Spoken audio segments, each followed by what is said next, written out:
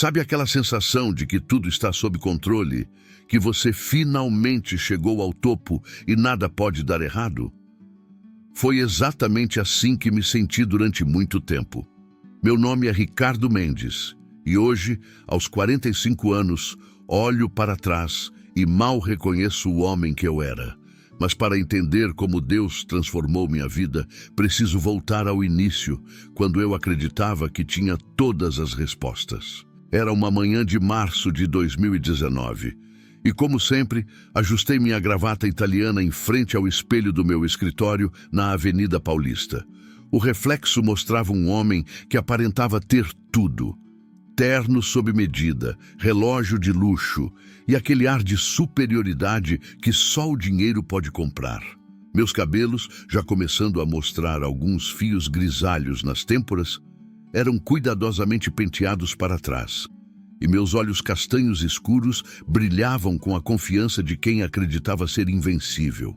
Marina, minha esposa, sempre dizia que eu estava mudando. Ela, com sua serenidade característica e aqueles olhos verdes que pareciam enxergar além das aparências, tentava me alertar. "Ricardo, você está se perdendo", ela comentava durante nossos raros momentos juntos, mas eu estava ocupado demais construindo meu império para dar ouvidos. Nossa casa no Morumbi era o símbolo do que eu considerava sucesso. 3 andares, piscina, 5 quartos, garagem para 4 carros, onde estacionava minha coleção, que incluía uma BMW e uma Mercedes. Lucas, meu filho de 15 anos, mal me via. Quando chegava da escola, geralmente me encontrava trancado no escritório, fazendo ligações ou participando de videoconferências. Júlia, minha pequena de 12 anos, costumava deixar bilhetinhos por baixo da porta. "Pai, você vai ver minha apresentação de balé hoje?" Raramente eu ia. Minha empresa de consultoria financeira havia crescido exponencialmente nos últimos 5 anos. De um pequeno escritório com 3 funcionários, expandimos para uma operação com mais de 100 colaboradores. Eu me orgulhava de dizer que movimentávamos milhões mensalmente. O problema é que o dinheiro tinha se tornado meu Deus e eu nem percebia isso. As reuniões começavam às 7 da manhã e frequentemente se estendiam até depois das 22 horas. Marina havia deixado de me esperar para jantar. Lucas parou de me convidar para seus jogos de basquete. Júlia desistiu de me mostrar suas medalhas de dança. E eu? Eu estava ocupado demais contando dígitos na conta bancária para perceber que estava perdendo os verdadeiros tesouros da vida. "Senhor Mendes, o senhor tem uma ligação na linha 1. Anunciava minha secretária pela 1000ª vez naquele dia. Eram sempre investidores, clientes importantes, oportunidades que não podiam esperar. O tempo para a família, esse podia esperar. Sempre podia esperar. Lembro-me claramente do dia em que Marina tentou uma última vez me alertar. Era um domingo à tarde, raro momento em que eu estava em casa, ainda que trabalhando no laptop na área da piscina. Ela se sentou ao meu lado, seus cabelos castanhos balançando suavemente com a brisa. "Ricardo, ontem o Lucas me perguntou se você ainda gosta da gente." Ela disse, sua voz calma mascarando a dor que agora sei que sentia. "Ele acha que você prefere seu trabalho a nós." Irritado com a interrupção, respondi sem tirar os olhos da tela. "Marina, é justamente por vocês que eu trabalho tanto. Quero dar o melhor para a nossa família. Vocês têm ideia do quanto custa manter esse padrão de vida?" "Mas a que custo, Ricardo? Você se olhou no espelho ultimamente? Suas olheiras estão cada vez mais profundas. Você mal sorri, mal conversa." Fechei o laptop com força, levantando-me bruscamente. "Não tenho tempo para esse tipo de conversa agora. Tenho uma videoconferência com investidores chineses em 15 minutos. Foi a última vez que tivemos uma conversa real antes de tudo desmoronar. Os sinais estavam todos lá, mas eu estava cego demais para enxergá-los. O primeiro alerta veio quando comecei a ter taquicardias frequentes. O médico falou sobre estresse, recomendou mudança de hábitos, sugeriu terapia. Guardei a receita na gaveta e nunca mais olhei. O segundo sinal veio através dos meus filhos. Lucas, sempre tão estudioso, começou a ter problemas na escola. Suas notas caíram e a coordenadora chamou Marina para uma reunião. Descobri depois que ele estava tendo crises de ansiedade. Júlia, minha pequena dançarina, parou de sorrir como antes. Suas apresentações de balé, antes tão frequentes, foram ficando mais raras. Mas eu estava ocupado demais para perceber que minha família estava desmoronando. Estava focado em fechar um negócio que prometia triplicar o faturamento da empresa. Era uma parceria com um grupo internacional, algo que exigia toda a minha atenção e energia.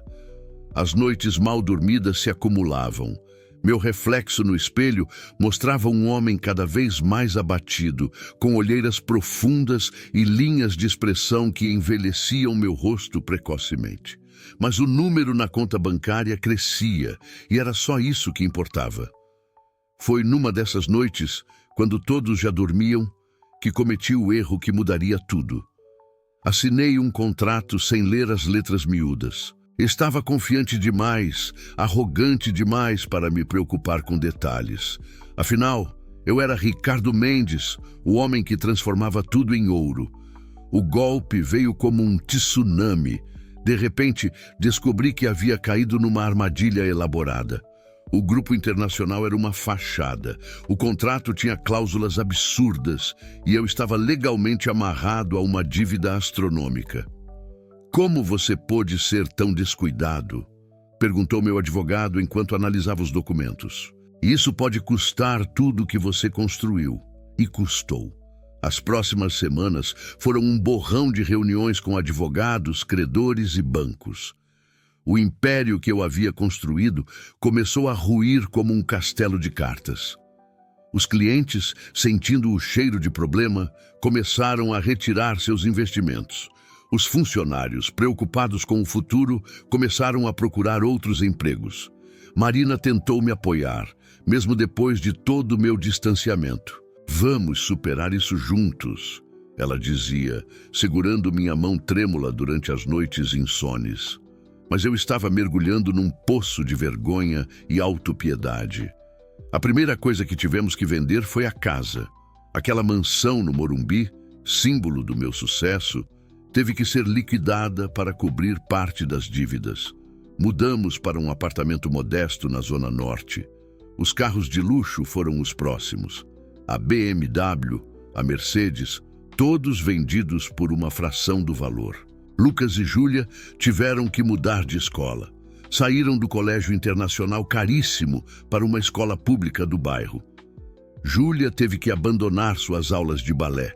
Não podíamos mais pagar. Lucas perdeu seus amigos, seu status, tudo que conhecia como normal. O pior não era a perda material. Era ver nos olhos dos meus filhos o reflexo da minha falha como pai.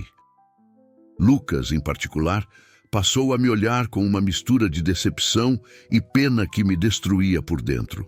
Júlia, sempre tão alegre, chorava escondida no quarto, pensando que não podíamos ouvi-la. Marina precisou voltar a trabalhar em período integral como professora. Ela, que tinha reduzido sua carga horária para se dedicar mais aos filhos, agora precisava ajudar a manter a casa. Seu salário, que antes era apenas um complemento, tornou-se nossa principal fonte de renda. Meu escritório na Avenida Paulista foi o último a ir. Entreguei as chaves numa sexta-feira chuvosa, carregando uma caixa com os últimos pertences. Algumas fotos, certificados emoldurados que agora pareciam zombar de mim, e aquela gravata italiana que um dia significou tanto. As noites se tornaram um tormento. Eu ficava acordado, revirando na cama, pensando em como tinha chegado àquele ponto. O homem que se achava invencível estava completamente quebrado, não apenas financeiramente, mas em espírito. Foi nessa época que comecei a beber. Não muito no início, apenas um copo de uísque para relaxar. Logo se tornaram 2, 3, uma garrafa inteira. O álcool amortecia a dor da vergonha. Me fazia esquecer temporariamente o desastre que havia me tornado. Marina tentava me animar, dizendo que poderíamos recomeçar, que o importante era estarmos juntos. Mas eu não conseguia olhar nos olhos dela sem ver o reflexo do meu fracasso.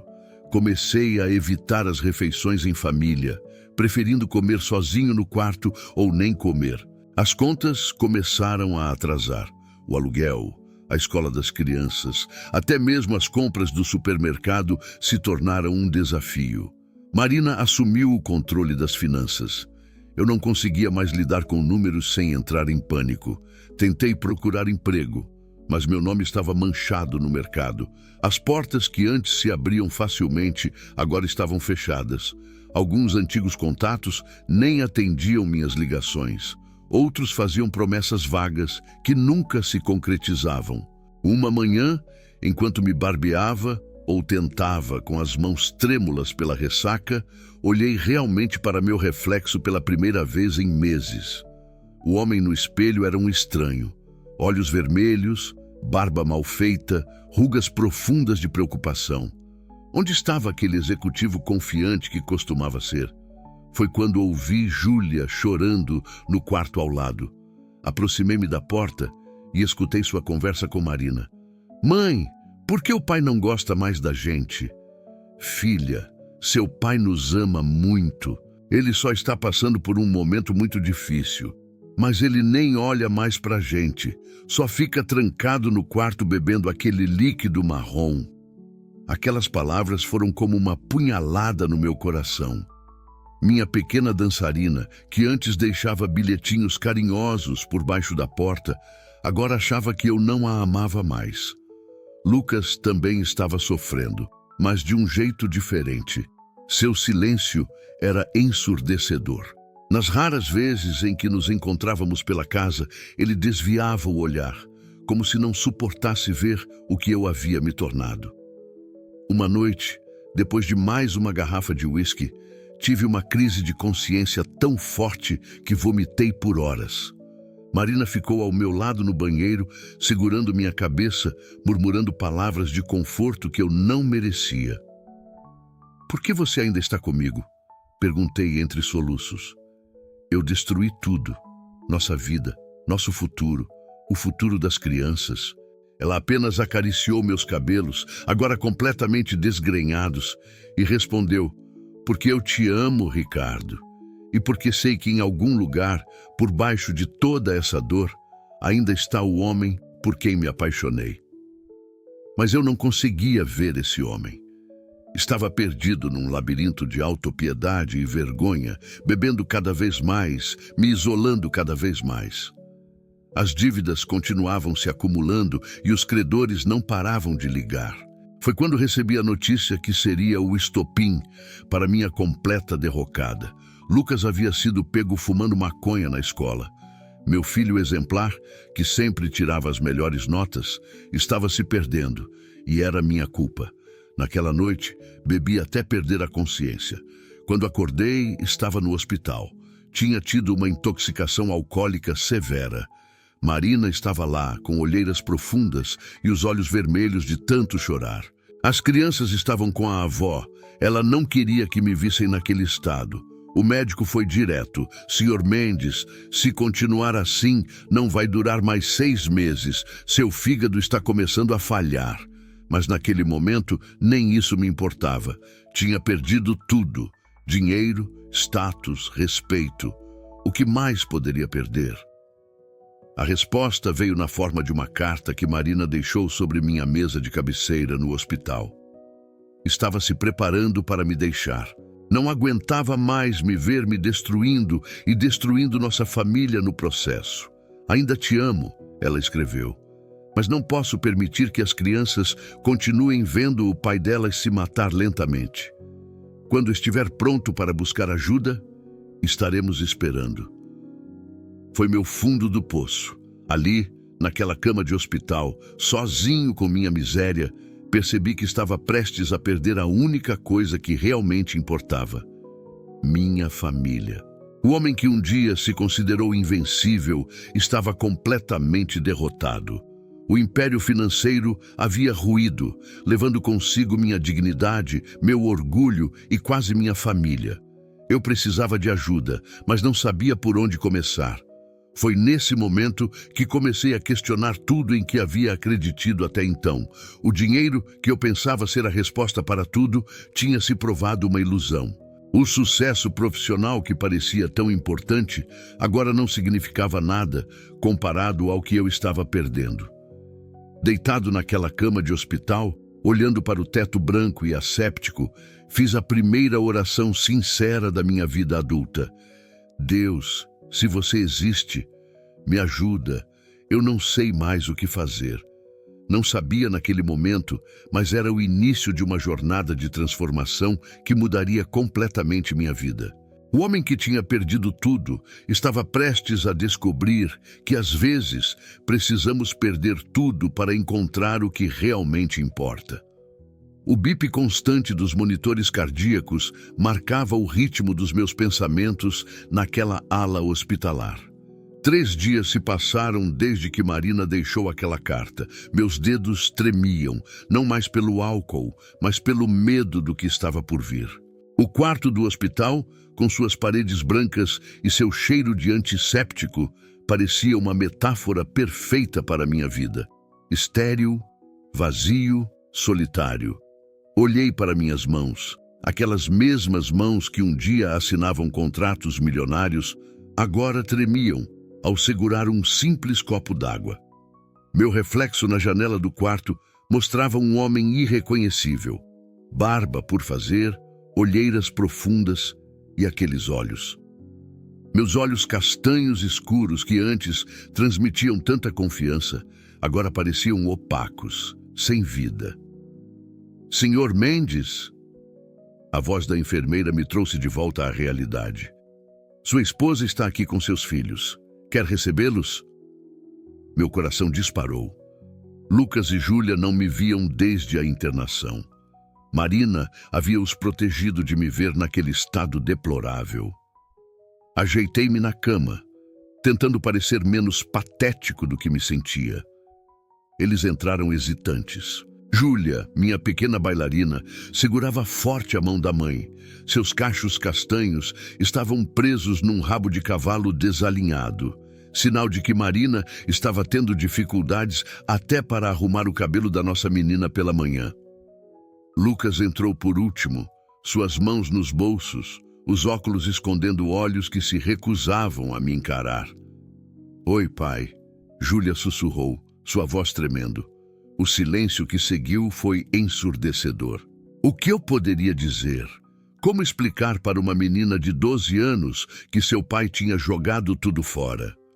Como justificar para um adolescente de 15 anos que o homem que deveria ser seu exemplo estava deitado numa cama de hospital por ter bebido até quase morrer? Marina permaneceu na porta, seus olhos verdes me estudando. Estava mais magra, e suas olheiras denunciavam noites mal dormidas. Ainda assim, mantinha aquela postura digna que sempre admirei nela. As crianças queriam te ver, ela disse simplesmente. Achei que seria bom para todos. Lucas continuava em silêncio, mas percebi que seus ombros tremiam levemente.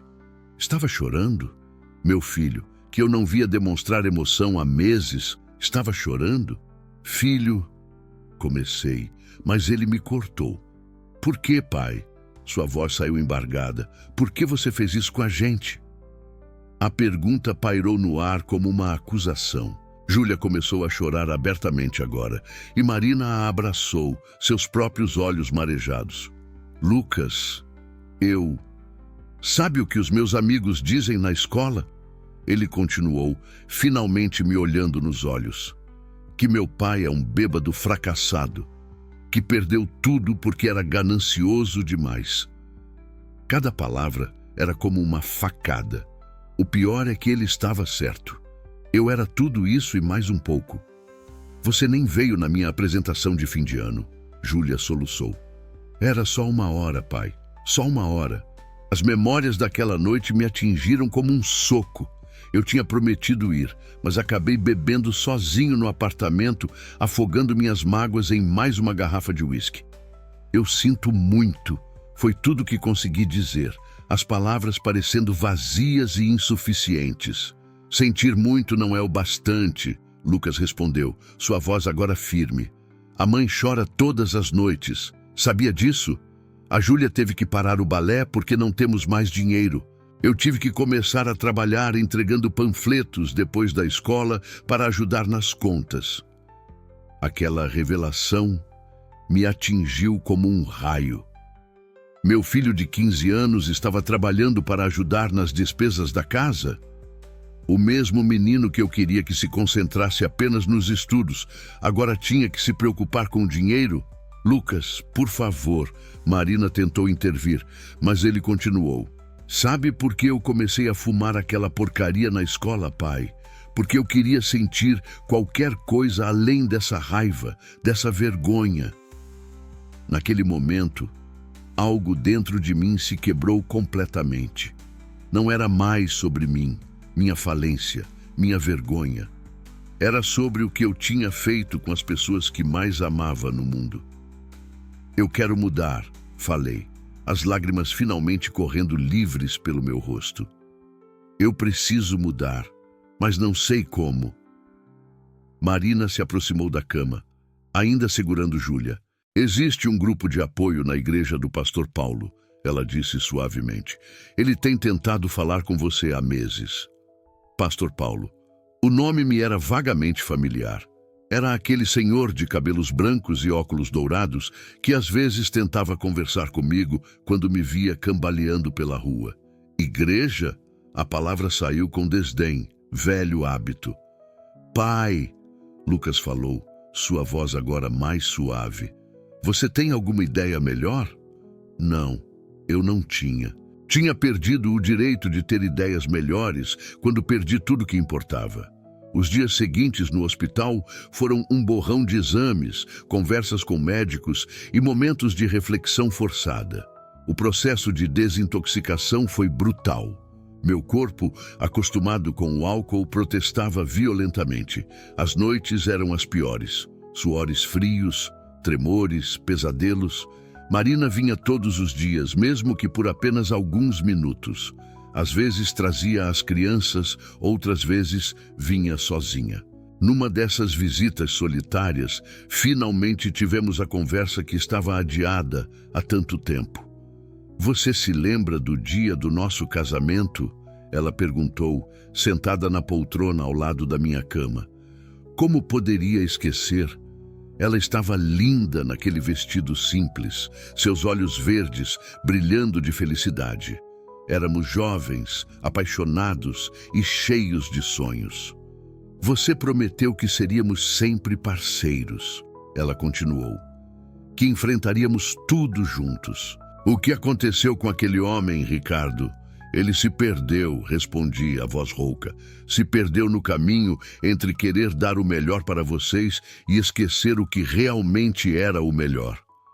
Sabe o que mais me machuca? Ela perguntou, suas mãos torcendo nervosamente o lenço que segurava. Não é a falência, não é a mudança de vida, é ver você desistindo. O homem por quem me apaixonei nunca desistia. Suas palavras mexeram com algo dentro de mim.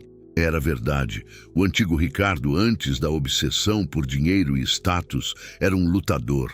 Quando começamos, não tínhamos nada além de sonhos e determinação. Marina, chamei, estendendo minha mão trêmula para ela. Me ajuda a encontrar aquele homem de novo? Ela segurou minha mão e pela primeira vez, em muito tempo, vi um lampejo de esperança em seus olhos. É por isso que ainda estou aqui, ela respondeu. Mas você precisa querer essa mudança, Ricardo. De verdade. E no dia da alta hospitalar, recebi 2 visitas inesperadas. A primeira foi do pastor Paulo, que entrou no quarto com aquele seu sorriso sereno e os óculos dourados refletindo a luz da manhã. Ricardo, ele disse, sentando-se ao meu lado, há quanto tempo venho tentando ter essa conversa com você? Baixei os olhos. envergonhado ao lembrar das várias vezes que o ignorei ou respondi com grosseria. Pastor, eu... Não precisa dizer nada. Ele me interrompeu gentilmente. Só quero que saiba que existe um caminho e que você não precisa percorrê-lo sozinho. A segunda visita foi do meu antigo contador, Carlos. Ele trazia notícias sobre as dívidas e não eram boas. Ricardo, eles querem tudo, ele explicou, ajustando nervosamente sua gravata. A casa já foi, os carros também, mas ainda faltam quase 2 milhões para quitar tudo. O número me atingiu como um soco no estômago. 2 milhões. Era como se o universo quisesse ter certeza de que eu havia entendido a magnitude do meu fracasso. E tem mais, Carlos continuou, hesitante. Alguns investidores estão ameaçando entrar com processo criminal por má gestão. Criminal. A palavra ecoou em minha mente. Eu poderia ir para a cadeia. O pensamento de ser separado da minha família agora, quando finalmente estava tentando reconquistar sua confiança, era insuportável. Naquela noite, sozinho no pequeno apartamento que agora chamávamos de lar, enfrentei minha primeira grande tentação. Havia uma garrafa de uísque escondida no fundo do armário da cozinha, minha reserva de emergência dos tempos de bebedeira. Fiquei 1 hora inteira olhando para ela, travando uma batalha interna. O telefone tocou. Era Júlia. Pai, sua voz doce soou do outro lado da linha. Só queria dizer boa noite. E eu te amo. Aquelas 3 palavras foram suficientes. Peguei a garrafa e despejei todo o seu conteúdo na pia, observando o líquido âmbar desaparecer pelo ralo, junto com uma parte do velho Ricardo. Os dias que se seguiram foram um exercício de humildade. Comecei a frequentar as reuniões de apoio na igreja do pastor Paulo. No início, me sentia deslocado. O que eu, um ex-executivo da Avenida Paulista, estava fazendo ali, sentado em círculo com pessoas que considerava comuns. Mas aos poucos, as histórias que ouvi começaram a me tocar. Havia um médico que tinha perdido tudo para o vício em drogas e agora estava limpo há 5 anos. Uma professora que superou um divórcio traumático e reconstruiu sua vida.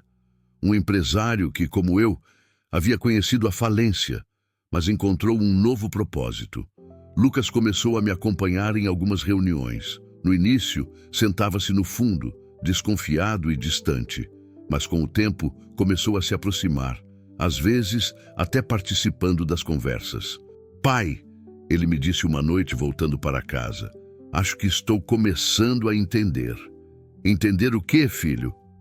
Que às vezes a gente precisa perder tudo para encontrar o que importa. Suas palavras, tão maduras para seus 15 anos, me fizeram perceber quanto ele havia crescido durante nossa crise e quanto eu havia perdido desse crescimento por estar mergulhado em minha própria miséria. Júlia, por sua vez, encontrou sua própria forma de lidar com a situação. Começou a dar aulas de balé para crianças do bairro na garagem de casa. Cobrava apenas R$ 5 por aula, mas seu sorriso quando via suas pequenas alunas dançando não tinha preço. Marina continuava sendo minha rocha. Mesmo trabalhando em período integral, encontrava tempo para preparar jantares em família, algo que há muito havíamos perdido.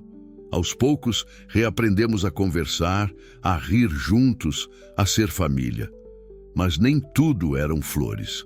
Os credores continuavam ligando, as contas continuavam chegando e a ameaça do processo criminal pairava sobre nossas cabeças como uma nuvem escura. Foi numa dessas noites difíceis, quando o peso das dívidas parecia especialmente esmagador, que recebi uma ligação inesperada. Era um antigo cliente, Fernando, que eu não ouvia falar há meses. Ricardo, ele disse, soube que você está passando por um momento difícil, mas também soube que está mudando. Que tal conversarmos? O encontro foi marcado para o dia seguinte, num café simples perto de casa, bem diferente dos restaurantes caros onde costumávamos fazer negócios. Fernando estava diferente do que me lembrava, mais sereno, mais em paz. Sabe, Ricardo, ele começou, passei por algo parecido há alguns anos. Não tão dramático quanto sua situação, mas o suficiente para me fazer repensar muita coisa. Ele me contou sua própria história de transformação, de como encontrou um novo propósito através da fé e do trabalho honesto. E então, fez uma proposta que mudaria o rumo da minha história. Estou montando um projeto de educação financeira para comunidades carentes, ele explicou. Precisamos de alguém que entenda de finanças, mas principalmente de alguém que conheça na pele o que é perder tudo e recomeçar. A proposta era modesta, um salário bem menor do que eu estava acostumado. Mas era uma chance de recomeçar, de usar meu conhecimento para ajudar pessoas, não para acumular riquezas. Não posso prometer que será fácil, Fernando continuou, mas posso prometer que será significativo. Voltei para casa naquela noite com a cabeça girando. O antigo Ricardo teria descartado a proposta sem pensar duas vezes. Mas eu não era mais aquele homem. Compartilhei a notícia com a família durante o jantar. Pela primeira vez em muito tempo, vi um brilho de orgulho nos olhos de Lucas. Você vai ajudar outras pessoas, pai? Júlia perguntou animada. Tipo um professor? Algo assim, princesa, respondi, percebendo que a ideia me animava mais do que qualquer negócio milionário dos velhos tempos. Marina apertou minha mão por baixo da mesa, seus olhos verdes marejados. Esse é o homem por quem me apaixonei, ela sussurrou. Mas ainda havia a questão das dívidas e do possível processo criminal. O pastor Paulo, quando soube da situação, mobilizou alguns advogados da igreja para me ajudar. Começamos um processo de negociação com os credores, propondo um plano de pagamento realista. Alguns aceitaram, outros não. O processo seria longo e difícil, mas pela primeira vez eu estava enfrentando meus problemas de frente, sem tentar fugir deles no fundo de uma garrafa. O importante, o pastor Paulo me disse, não é quanto tempo vai levar para pagar tudo. É a pessoa que você está se tornando no processo. E ele estava certo. Cada dia era uma nova batalha contra a tentação do álcool, contra o orgulho ferido, contra a vergonha do passado. Mas cada pequena vitória me fazia mais forte. Júlia continuava com suas aulas de balé na garagem e o número de alunas crescia a cada semana. Ver minha filha transformando nossa dificuldade em algo positivo me enchia de um orgulho diferente de tudo que já havia sentido antes. Uma noite, encontrei Lucas chorando no quarto. Meu coração gelou. Há quanto tempo não via meu filho demonstrar vulnerabilidade assim? Filho, chamei suavemente da porta.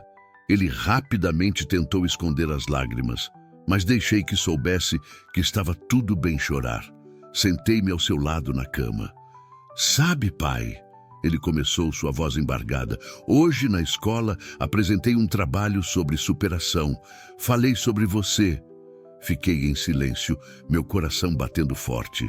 Contei como você estava mudando, como estava lutando para consertar as coisas. E pela primeira vez, não senti vergonha. Senti orgulho. Abracei meu filho e choramos juntos. Era um momento de cura para nós dois. As dívidas ainda eram assustadoras.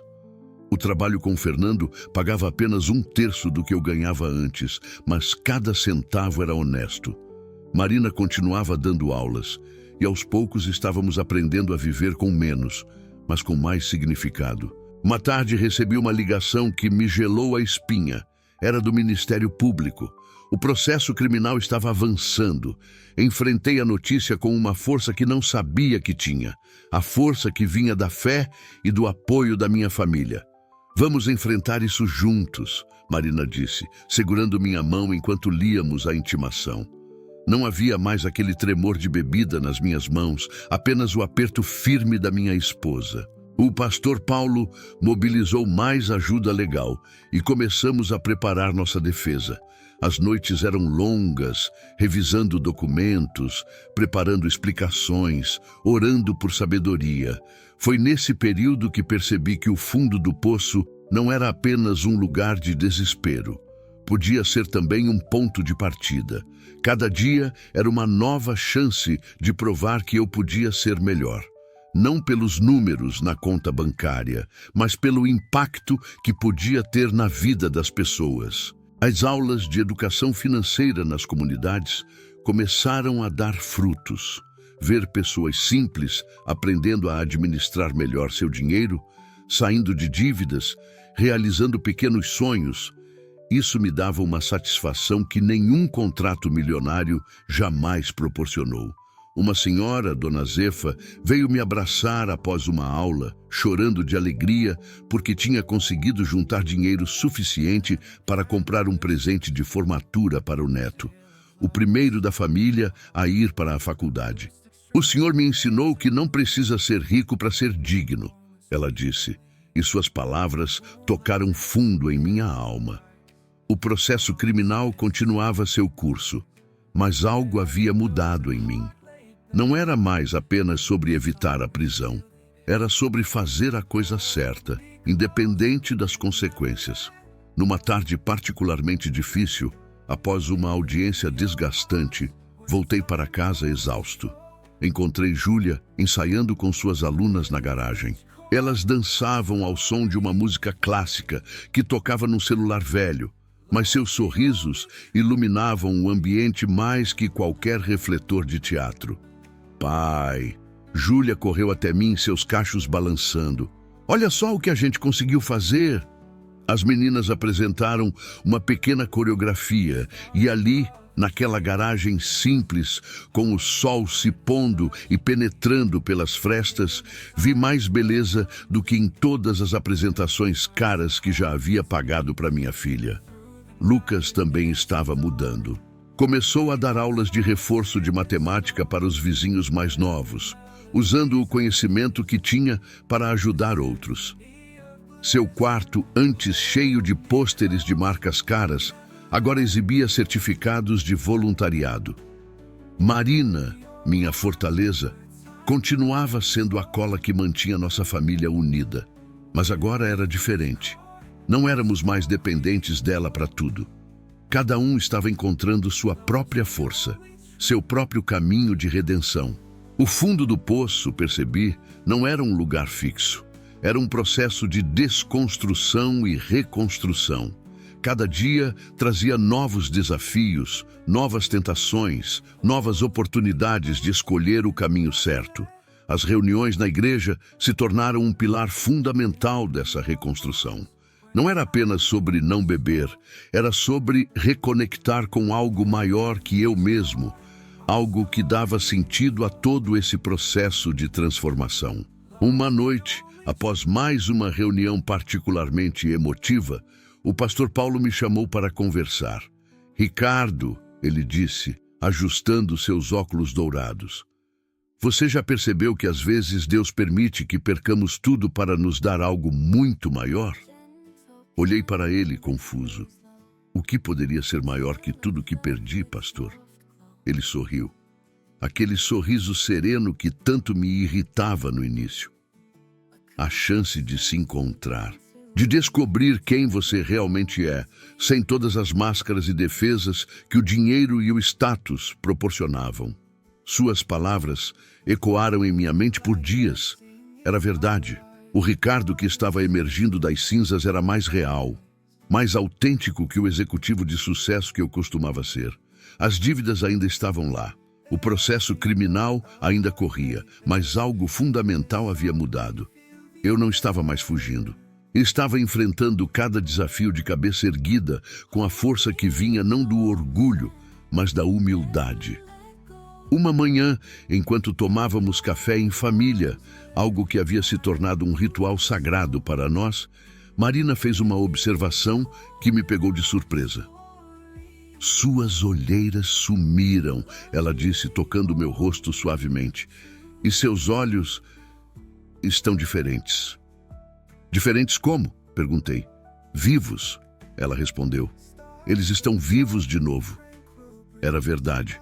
O reflexo no espelho ainda mostrava um homem com alguns fios grisalhos nas têmporas, algumas rugas de preocupação, mas os olhos tinham recuperado algo que havia perdido há muito tempo: esperança. O fundo do poço havia se transformado em alicerce. Um alicerce sobre o qual, com a graça de Deus e o amor da minha família, eu estava construindo uma vida nova. Não uma vida de riqueza material, mas de riqueza de espírito. E assim, mesmo nas noites mais escuras, quando as preocupações com dívidas e processos pareciam querer me engolir, eu sabia que não estava mais sozinho. Tinha encontrado uma força que o dinheiro não podia comprar, uma paz que nenhum sucesso profissional podia proporcionar. O fundo do poço havia se tornado meu ponto de partida para uma jornada muito maior que qualquer império financeiro que eu pudesse ter construído. Era uma quarta-feira chuvosa, quando recebi o convite que mudaria tudo. Marina chegou em casa após seu dia de trabalho. Os cabelos castanhos levemente úmidos da garoa, seus olhos verdes brilhando com uma expectativa que há muito não via. Ricardo, ela disse, sentando-se ao meu lado no sofá gasto de nossa pequena sala. O pastor Paulo está organizando um retiro espiritual neste fim de semana. Ele pediu especialmente para você ir. Meu primeiro instinto foi recusar. Retiro espiritual? Eu, que ainda lutava para me sentir confortável nas reuniões semanais da igreja, passar um fim de semana inteiro imerso em atividades religiosas? Não sei, Marina. Comecei a argumentar, mas fui interrompido por Lucas, que estava passando pela sala naquele momento. Pai, ele disse, ajustando os óculos com aquele gesto característico seu. Acho que você deveria ir. Sabe, às vezes precisamos sair da nossa zona de conforto para encontrar respostas. Desde quando meu filho de 15 anos havia se tornado tão sábio? Júlia, que estava praticando seus passos de balé no corredor, parou e acrescentou. É verdade, pai. E a gente pode ficar bem aqui com a mãe. Prometo cuidar do Lucas. Ela brincou, fazendo todos rirem. O retiro seria em uma chácara nos arredores da cidade. O custo era simbólico, mas mesmo assim representava um desafio para nossas finanças apertadas. Marina, percebendo minha hesitação, tocou meu braço suavemente. O pastor Paulo disse que você pode ir como convidado especial, sem custos, ela explicou. E antes que seu orgulho fale mais alto, lembre-se, às vezes precisamos aceitar ajuda para poder ajudar outros depois. Aquela noite, deitado em nossa cama simples, tão diferente da king size que tínhamos na mansão, fiquei pensando em como minha vida havia mudado. Há alguns meses, a ideia de aceitar caridade me seria impensável. Agora, estava aprendendo que humildade não era fraqueza, era força. Na sexta-feira pela manhã, com uma pequena mochila contendo apenas o essencial, me despedi da família. Júlia me abraçou forte, seus cachos fazendo cócegas em meu rosto. Pai, trouxe uma coisa para você, ela disse, entregando-me um pequeno embrulho. Mas só pode abrir quando chegar lá. Lucas, mais contido, mas igualmente emotivo, me deu um abraço rápido. Vai dar tudo certo, pai. Marina me acompanhou até o ponto onde o ônibus da igreja nos pegaria. Seus olhos verdes, que tanto me conheciam, pareciam ver algo além da minha aparência externa. Estou orgulhosa de você, ela sussurrou, me beijando suavemente.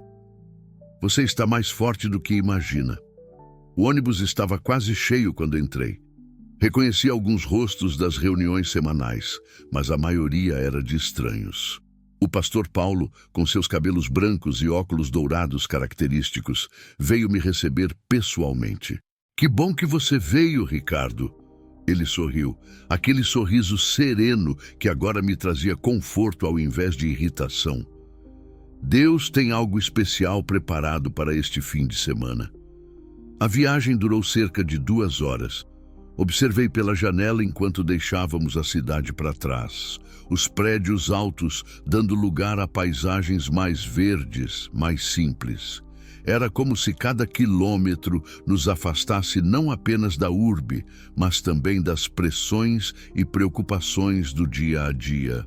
Quando chegamos à chácara, fiquei surpreso com a simplicidade do lugar. Nada de luxo ou ostentação. Apenas uma estrutura simples e bem cuidada, cercada por natureza. O contraste com os resorts 5 estrelas que eu costumava frequentar era gritante. Fomos divididos em quartos compartilhados, outro desafio para alguém que sempre prezou por privacidade e exclusividade. Meus companheiros de quarto eram João, um mecânico de 50 anos, e Pedro, um jovem professor de 28. Sentado na beliche de baixo, a de cima tinha sido designada para Pedro, abri o embrulho que Júlia havia me dado. Era um pequeno caderno decorado com glitter, típico de uma pré-adolescente, com uma nota na primeira página. Pai, escreva aqui todas as coisas bonitas que Deus te mostrar nesse fim de semana. Com amor, sua bailarina. Algo dentro de mim se quebrou naquele momento. Ali, sozinho no quarto, João e Pedro haviam saído para conhecer o local. Permiti que as lágrimas corressem livremente. Não eram lágrimas de tristeza ou autocomiseração, como as que derramei tantas vezes no fundo do poço. Eram lágrimas de gratidão, de reconhecimento do amor puro e incondicional da minha filha. A primeira atividade do retiro foi uma reunião de boas-vindas no salão principal. O pastor Paulo falou sobre expectativas e sobre estar aberto para o novo. Olhando ao redor, vi rostos marcados por diferentes histórias. Alguns pareciam carregar pesos tão pesados quanto os meus. Outros já demonstravam uma paz que eu ansiava encontrar. Durante o jantar, sentei-me com João e Pedro. João compartilhou sua história. Era um ex-alcoólatra com 15 anos de sobriedade. Suas palavras me tocaram profundamente. Sabe, Ricardo, ele disse, seus olhos bondosos fixos em mim. Quando a gente aceita que não pode controlar tudo, é que começamos a encontrar a verdadeira paz. Pedro, por sua vez, estava ali buscando direção. Professor universitário, tinha tudo planejado na vida, até um diagnóstico de depressão severa mudar seus planos.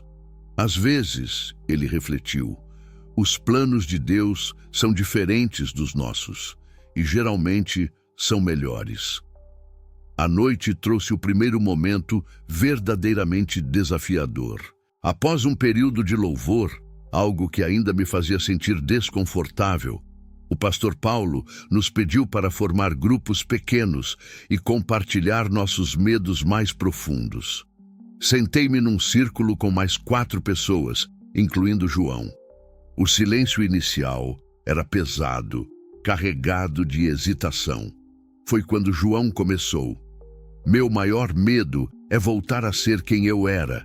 Cada dia é uma batalha para manter a sobriedade, para ser o homem que Deus quer que eu seja. Suas palavras ecoaram em mim. Quando chegou minha vez, surpreendi a mim mesmo com minha honestidade. Meu maior medo é descobrir que não mereço uma segunda chance, que todo esse processo de transformação é apenas temporário, que no fundo eu ainda sou aquele homem egoísta e orgulhoso que perdeu tudo. Uma senhora do grupo, Maria, tocou meu braço gentilmente. Mas você já não é mais esse homem. O simples fato de estar aqui, reconhecendo seus erros, já mostra isso. Naquela noite, deitado no beliche, abri novamente o caderno de Júlia. Na primeira página, escrevi: hoje aprendi que vulnerabilidade não é fraqueza. O sábado amanheceu com uma neblina suave cobrindo a chácara. Acordamos cedo para um momento de oração ao ar livre. Nunca fui muito chegado a acordar cedo, muito menos para orar, mas havia algo diferente no ar daquela manhã. O pastor Paulo nos guiou até uma colina próxima, onde assistimos ao nascer do sol. Enquanto a névoa se dissipava e os primeiros raios dourados tingiam o céu, Ele nos pediu para fecharmos os olhos e apenas escutar. O silêncio foi inicialmente desconfortável. Minha mente, acostumada ao barulho constante das negociações e preocupações, resistia ao vazio. Mas aos poucos, algo começou a mudar. Primeiro, notei os sons da natureza, o canto dos pássaros, o sussurro do vento nas árvores. Depois percebi minha própria respiração, mais calma e profunda do que há muito tempo. E então, no meio daquele silêncio, senti algo que não conseguia explicar. Uma presença, uma paz que transcendia o entendimento. Quando abri os olhos, notei que estava chorando. Não estava sozinho. Vários outros também tinham lágrimas nos olhos. O pastor Paulo sorriu, compreensivo. Às vezes, ele disse suavemente, precisamos fazer silêncio para ouvir a voz de Deus. O resto da manhã foi dedicado a atividades em grupo. Participamos de dinâmicas que nos faziam refletir sobre confiança, perdão e propósito. Uma delas me marcou particularmente. Fomos vendados e tínhamos que atravessar um campo com obstáculos, guiados apenas pela voz de um parceiro. Meu guia era Pedro, o jovem professor. Confie em mim, ele dizia. Dê 2 passos à direita, agora 1 à esquerda. A experiência de estar completamente vulnerável, dependendo da orientação de outra pessoa, foi transformadora. Quantas vezes na vida eu tinha insistido em fazer tudo sozinho, confiando apenas em minha própria sabedoria. Durante o almoço, compartilhei uma mesa com um grupo diferente. Uma mulher chamada Ana contou como havia perdido tudo num incêndio e como aquela perda a levou a um encontro profundo com Deus. Às vezes, ela disse, precisamos perder as coisas materiais para encontrar os tesouros espirituais. À tarde, tivemos um momento de ministração individual com diferentes pastores e conselheiros. Fui designado para conversar com uma senhora chamada Ruth, uma missionária aposentada com olhos gentis e cabelos completamente brancos. Ricardo, ela começou, me conte sobre seus sonhos. A pergunta me pegou de surpresa. Sonhos? Há quanto tempo eu não pensava em sonhos que não envolvessem dinheiro ou status? Eu não sei mais sonhar, confessei. Ela sorriu, um sorriso que me lembrou minha própria mãe, falecida há anos. Então, esse é um bom lugar para começar. Às vezes, Deus precisa esvaziar nosso coração de sonhos antigos para poder preenchê-lo com sonhos novos. Nossa conversa durou 2 horas. Falamos sobre meu passado, sobre a falência, sobre minha família, mas principalmente falamos sobre futuro. Não um futuro de riqueza material, mas de riqueza espiritual. Você tem um testemunho poderoso, Ricardo, ela disse ao final. Sua história pode ajudar muitas pessoas. Naquela noite, houve um momento de louvor especial. Diferente da noite anterior, algo havia mudado em mim. As músicas que antes me pareciam apenas barulho, agora tocavam minha alma de uma maneira inexplicável. Foi durante uma música sobre rendição que tive meu momento. Aquele momento que as pessoas nas reuniões sempre falavam, mas que eu nunca havia entendido realmente. Ali, de olhos fechados, sentindo a música envolver o ambiente, experimentei algo que palavras não podem descrever adequadamente. Era como se todo o peso que carregava, a culpa, o medo, a vergonha, estivesse sendo lifted de meus ombros. Caí de joelhos, soluçando. O pastor Paulo se aproximou, colocando a mão em meu ombro, mas não disse nada. Não eram necessárias palavras. Naquele momento entendi o que significava ter um encontro real com Deus. Não era sobre rituais ou regras, era sobre rendição, sobre reconhecer que não precisava carregar tudo sozinho. Quando finalmente me levantei, me senti diferente. Fisicamente, era o mesmo homem, mesmos cabelos grisalhos nas têmporas, mesmas linhas de expressão no rosto, mas algo fundamental havia mudado. João, que estava próximo, me abraçou forte. Bem-vindo à família, ele disse simplesmente. No domingo de manhã, nosso último dia, acordei antes do nascer do sol. Subi sozinho até a colina onde tínhamos estado no dia anterior. Sentado ali, observando as primeiras luzes do dia, abri o caderno de Júlia e comecei a escrever. Querida filha, este fim de semana me ensinou mais do que aprendi em anos de MBA e cursos de liderança. Aprendi que riqueza verdadeira não se mede por números numa conta bancária, mas pelo amor que temos em nosso coração. Aprendi que força não está em não cair, mas em como nos levantamos. Aprendi que às vezes precisamos perder tudo para encontrar o que realmente importa. Mas principalmente aprendi que Deus não desiste de nós, mesmo quando desistimos de nós mesmos. Obrigado por este caderno. Ele guardará não apenas as memórias deste fim de semana, mas o início de uma nova história, nossa história. O pastor Paulo me encontrou ali, contemplando o nascer do sol. Como se sente, Ricardo? Diferente, respondi honestamente. Como se finalmente tivesse encontrado algo que procurei a vida toda sem saber. Ele sorriu, ajustando seus óculos dourados. Isso, meu amigo, é o que chamamos de graça. O retorno para casa foi diferente da ida. O mesmo ônibus, os mesmos assentos, a mesma estrada. Mas eu não era mais o mesmo homem. Quando chegamos em casa, Marina me esperava na porta. Seus olhos verdes se encheram de lágrimas ao me ver. Ela sempre teve o dom de enxergar além das aparências. Você está diferente, ela sussurrou enquanto me abraçava. Júlia veio correndo, seus cachos balançando. Pai, você escreveu no caderno? Lucas observava da porta, um pequeno sorriso nos lábios. Ele também podia ver a mudança.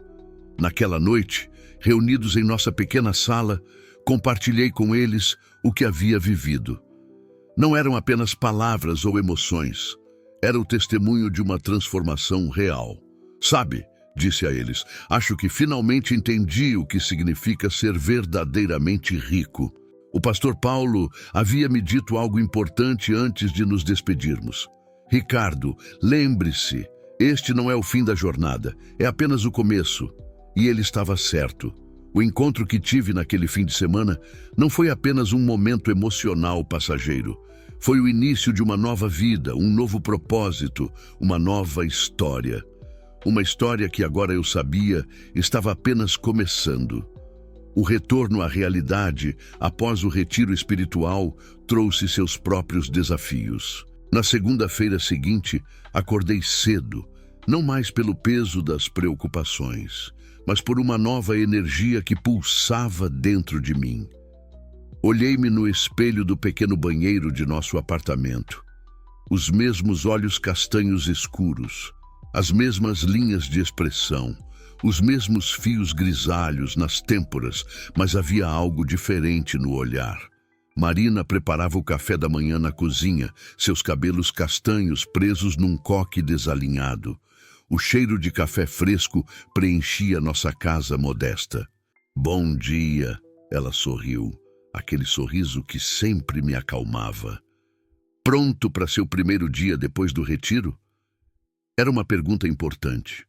O trabalho com Fernando na educação financeira comunitária aguardava, e havia uma audiência do processo criminal marcada para aquela semana. A vida real não tinha pausado durante meu encontro com Deus.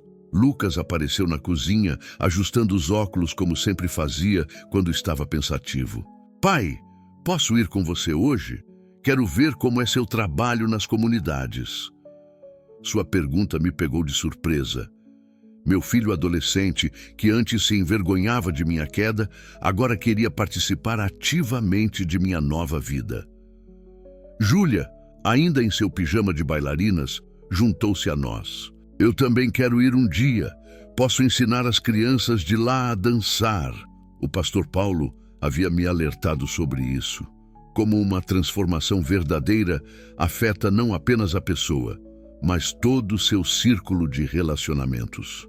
Naquela manhã, quando cheguei ao centro comunitário, onde dávamos as aulas de educação financeira, vi tudo com outros olhos.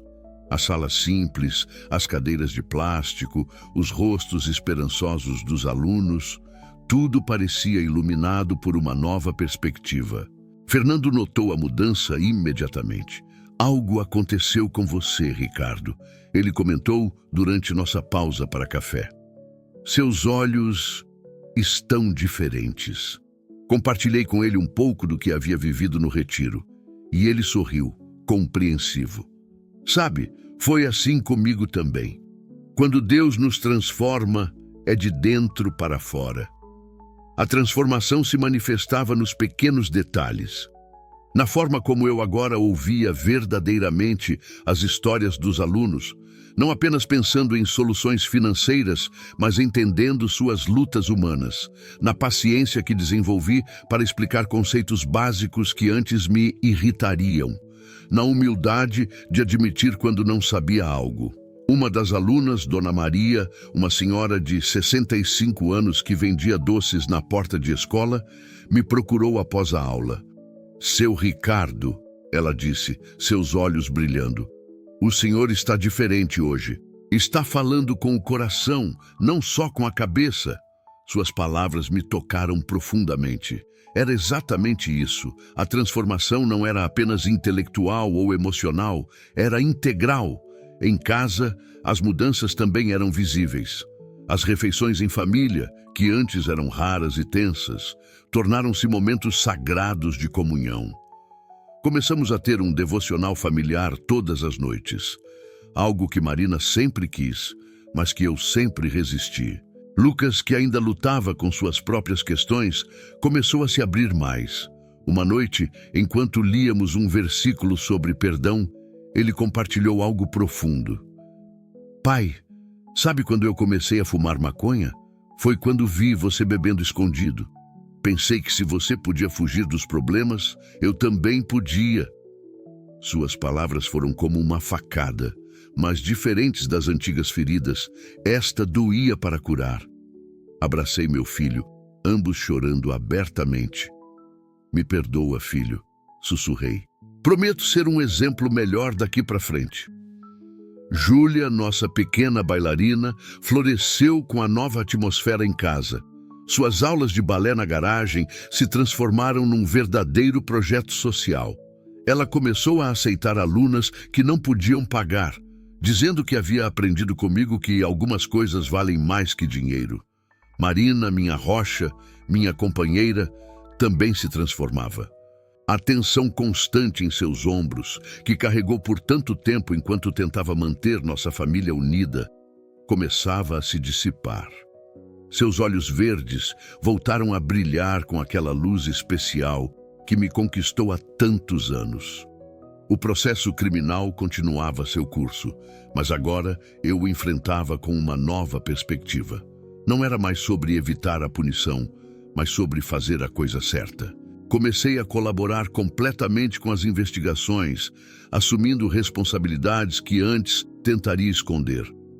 O pastor Paulo, que acompanhava minha jornada de perto, me disse algo importante durante uma de nossas conversas. Ricardo, às vezes a transformação mais profunda acontece justamente quando enfrentamos as consequências de nossos atos com dignidade. E ele estava certo. Cada vez que eu assumia a responsabilidade por meus erros passados, sentia-me mais leve, mais íntegro. O trabalho nas comunidades começou a crescer de formas inesperadas. Lucas passou a me acompanhar regularmente, desenvolvendo um programa especial para adolescentes sobre educação financeira. Ver meu filho usando seu conhecimento para ajudar outros jovens me enchia de um orgulho diferente de qualquer coisa que já havia sentido. Júlia, inspirada pelo exemplo do irmão, transformou suas aulas de balé num projeto maior.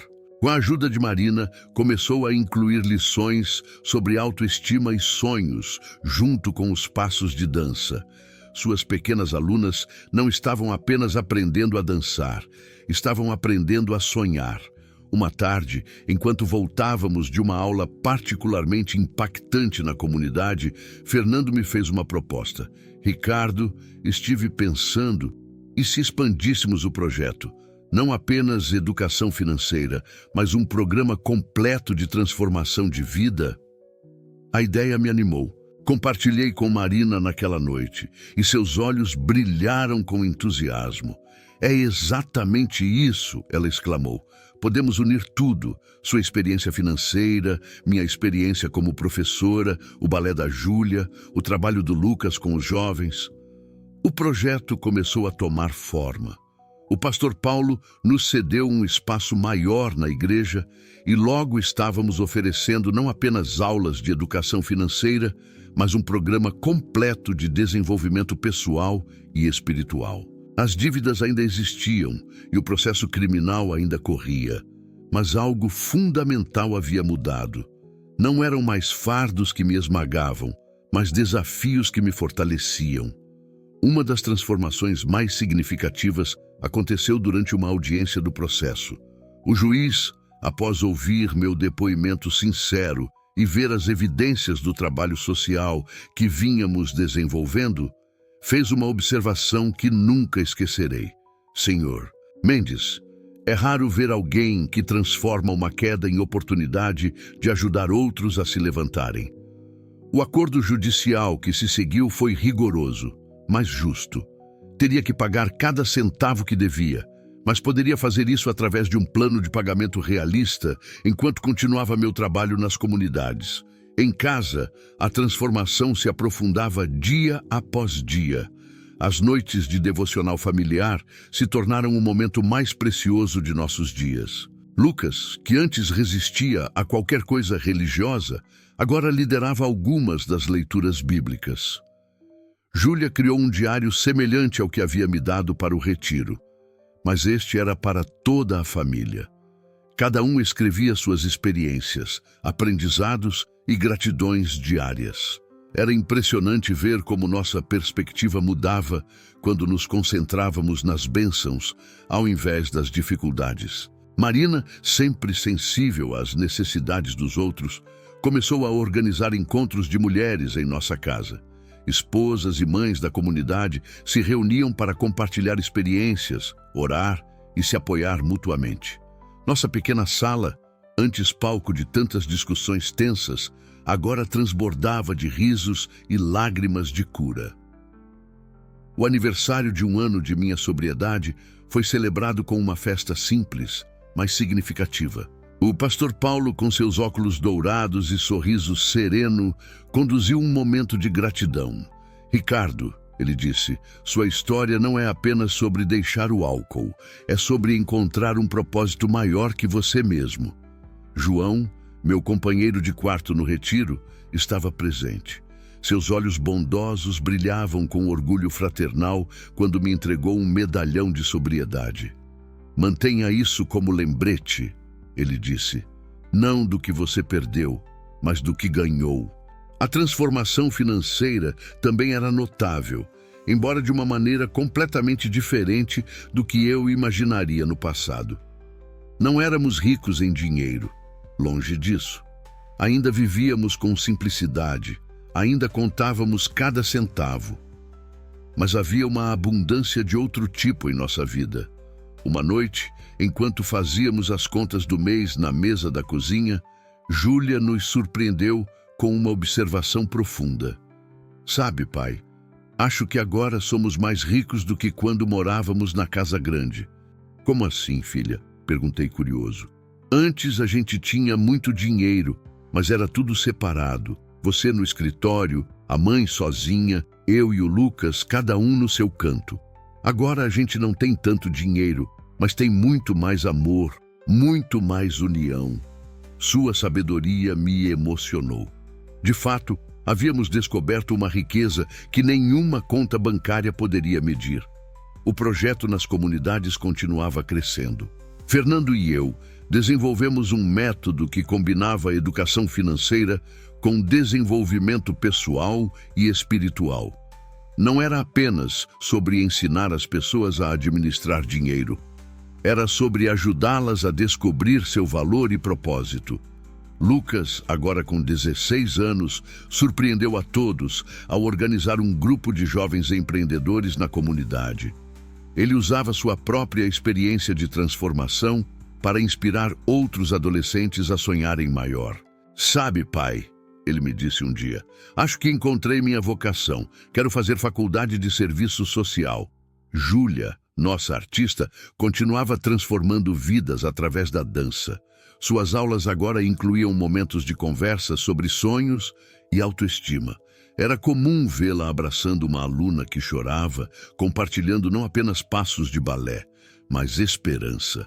Marina, sempre tão dedicada à educação, começou a integrar princípios de educação financeira em suas aulas na escola pública. Seus alunos aprendiam matemática através de exemplos práticos de orçamento familiar e empreendedorismo. Nossa casa, embora pequena, tornou-se um centro de transformação. As paredes que antes testemunharam tantas lágrimas de desespero, agora ecoavam com risos e orações. A mesa da cozinha, antes palco de refeições solitárias, agora mal comportava todos que se reuniam para nossos estudos bíblicos semanais. O pastor Paulo, observando tudo isso, me chamou para uma conversa especial. "Ricardo, você já pensou em se tornar líder de ministério? Sua experiência pode ajudar muitas outras famílias que estão passando pelo que você passou." A ideia me assustou inicialmente. Eu, um ex-alcoólatra, ex-falido, com um processo criminal nas costas, líder de ministério? Mas então me lembrei de algo que havia aprendido no retiro. Deus não chama os capacitados, Ele capacita os chamados. A transformação continuava, dia após dia. Não era um processo linear. Havia altos e baixos, desafios e vitórias. Mas a diferença agora era que enfrentávamos tudo em família, unidos pela fé e pelo amor. Uma das maiores provas dessa transformação veio quando fui convidado para compartilhar meu testemunho numa conferência de empresários cristãos. Ali, diante de pessoas que um dia foram meus pares, contei abertamente minha história de queda e redenção. A verdadeira prosperidade, concluí minha fala, não está no quanto você tem, mas no quanto você pode dar. Não no seu saldo bancário, mas no saldo de vidas transformadas através de você. Ao final da palestra, vários empresários vieram conversar, muitos com lágrimas nos olhos, reconhecendo em minha história seus próprios conflitos e lutas. Marina, que estava na plateia, me abraçou forte depois. "Viu só? Sua história está ajudando outros a encontrarem seu caminho." A transformação mais profunda, porém, era interior. O homem que um dia mediu seu valor pelo tamanho de sua conta bancária, agora encontrava alegria em coisas simples. O sorriso de uma aluna aprendendo a administrar seu primeiro orçamento, o abraço de gratidão de uma mãe que conseguiu sair das dívidas, a satisfação de ver meus filhos crescendo com valores sólidos. Lucas, em particular, havia se transformado de um adolescente revoltado em um jovem líder comprometido com causas sociais. Suas notas na escola haviam melhorado, e ele estava determinado a usar sua própria história para inspirar outros jovens. Júlia, nossa pequena artista, floresceu de maneiras inesperadas. Suas aulas de balé na garagem se transformaram num verdadeiro ministério de arte e adoração. Ela começou a coreografar apresentações que contavam histórias de transformação, unindo dança e testemunho. Marina, minha companheira fiel, também se transformou. A tensão constante que carregava nos ombros deu lugar a uma serenidade contagiante. Seus olhos verdes, que por tanto tempo refletiram preocupação, agora brilhavam com uma alegria profunda. Nossa vida não era perfeita, longe disso. Ainda havia dívidas para pagar, ainda havia desafios para enfrentar. Mas havíamos encontrado algo muito mais valioso que qualquer riqueza material. Havíamos encontrado propósito. Como o pastor Paulo sempre dizia, ajustando seus óculos dourados, A verdadeira transformação não está nas circunstâncias que mudaram, mas na pessoa que você se tornou. E essa pessoa, esse novo Ricardo, finalmente entendia o que significava ser verdadeiramente próspero.